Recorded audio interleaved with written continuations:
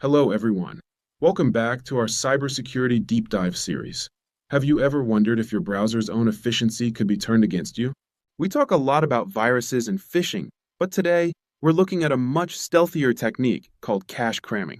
It's a method where hackers don't just send you a malicious file, they hide it in plain sight on your own hard drive to bypass security. By the end of this video, you'll understand exactly how it works, why it's dangerous, and how to stay protected.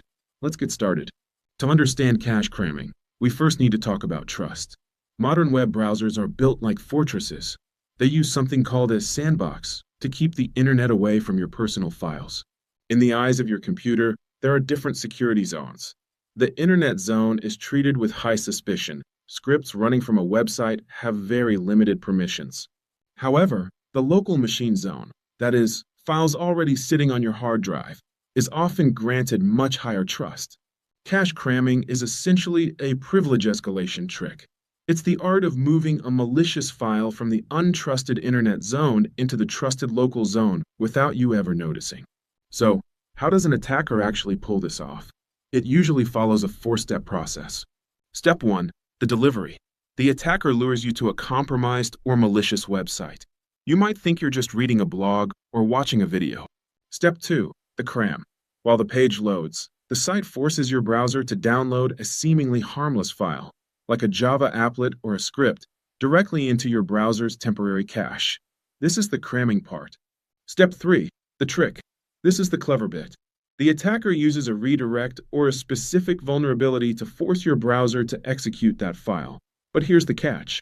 They tell the browser to run it from the local path on your disk, not the web URL. Step 4. Execution. Because the file is now running from your local disk, the browser thinks, hey, this is a local file. It must be safe. It bypasses the sandbox, giving the malicious code the green light to access your system. Let's look at two classic examples to make this clear. First, the Java applet port scanner.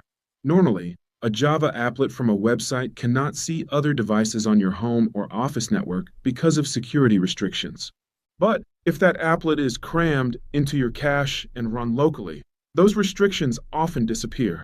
Suddenly, the attacker has a scout inside your network, scanning for other vulnerable computers. Second, consider malicious script injection. An attacker might cram a specialized HTML file into your cache. If they can trick the browser into opening it using a file :// link, that script might gain the ability to read other files on your hard drive, like your saved passwords or private documents, and send them back to the attacker's server. It's a massive breach of privacy triggered by a simple cached file. Now, don't confuse this with cache poisoning. While poisoning targets servers and DNS to trick many people at once, cache cramming is a targeted attack on your local machine. So how do we stop it? First, legacy is risk. Most cache cramming exploits relied on older technologies like Java or Silverlight. If you don't need these plugins, disable or remove them from your browser. Second, clear your cache. Periodically clearing your temporary internet files literally wipes the attacker's crammed files off your disk. Third, stay updated. Browser developers are constantly patching zone elevation bugs. Keeping your Chrome, Firefox, or Safari updated is your best line of defense.